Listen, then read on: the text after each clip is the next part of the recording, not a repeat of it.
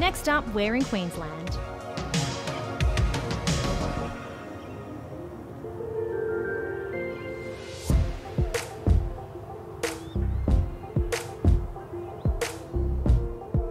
Well, Claus, thanks for having me here today, mate. We're in Rochedale on the south side of Brisbane. We're on a rural property and we're going to see a pretty interesting design behind me.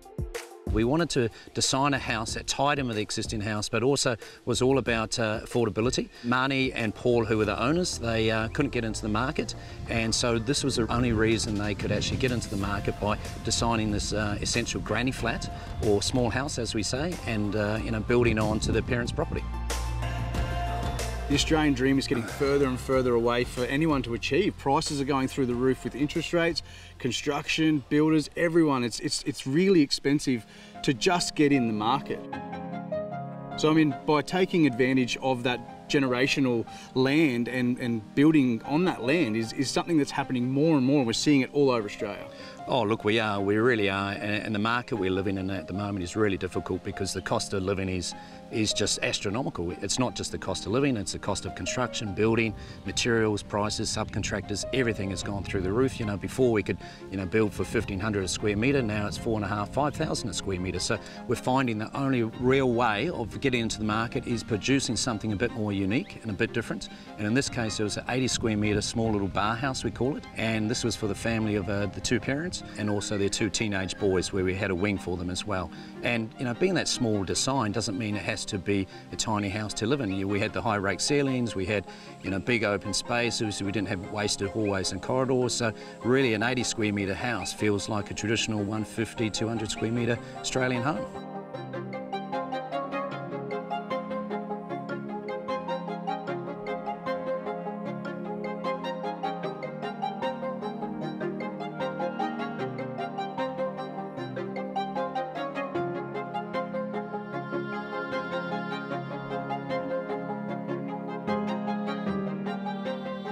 Well mate, this really is the perfect design and showing us how 80 square metres can feel a lot bigger.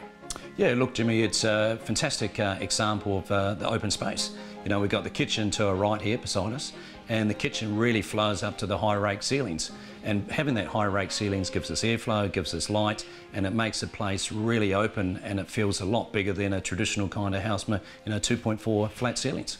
And I think when we talk about light, natural light, we try and achieve that so much these days because electricity is so expensive. We're trying not to have lights on all the time. So having those highlight windows up there really does bring that natural light straight into this space. It's beautiful. Well, it really does, and here we're facing northeast, and we're getting that morning sun, but we're also getting the northeast summer breezes come through into the house here, so it really gets airflow. Aircon is really reduced, so we're saving power. It really enhances the living in here because it's comfortable, and it makes you really want to be living outside on the deck, which is behind us.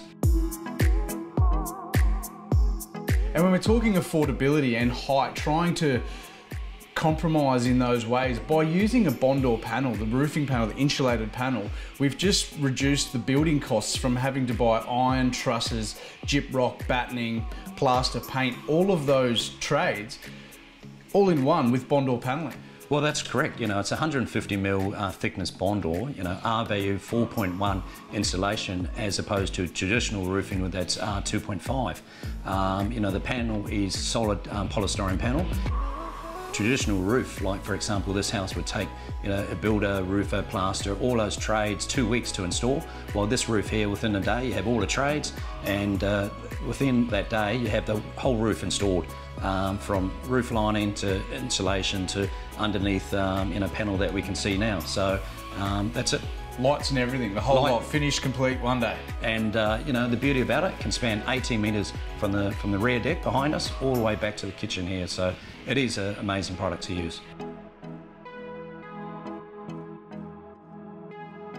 Well mate, I think one of the biggest challenges for you as the architect was trying to make this new build feel cohesive against the old 1986 build. Yeah, look, as an architect, we always need to understand the design of the existing house, and especially when we're doing a renovation or a new build, we want to try and tie it in. In this case, we had a pre-1986 project home, and it had a skillion roof. So in a way, it was different from a lot of 80 period kind of houses. So it was more traditional gables and hips, and this particular existing house was the more mid-century skilly and flat roof, and you know, that was fantastic because the design that we got here has also got the skilly and roof at 10-degree roof pitch. So really the roof pitches and those ideas of that roof flowing through from new to old really married the kind of the lines of the houses together, and also the colour schemes was really important. We really wanted to come down the driveway, see the two houses, and really, you know, have the two married together. And in this case, the colour was monument, and we decided to paint this house that particular monument colour, and then also the old timber from the old house, we really detailed and painted it so the two blended together. And I think you've done that really well, and I think having the old brick against the monument really brings out a nice contrast, and then the greenery. I mean, brick, black, green, it's a timeless colour palette. Oh, look, it really is. And the old brick, we were lucky because it had different tones of texture in it, and the texture really had those dark elements.